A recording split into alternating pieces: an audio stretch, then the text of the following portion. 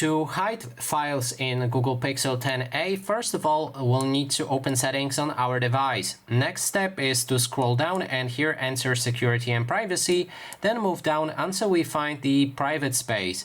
You can click on it right there, and if you do it for the first time, it will ask you to perform a setup for it. I've made a dedicated video for the setup on the private space. If you're interested, you can watch it.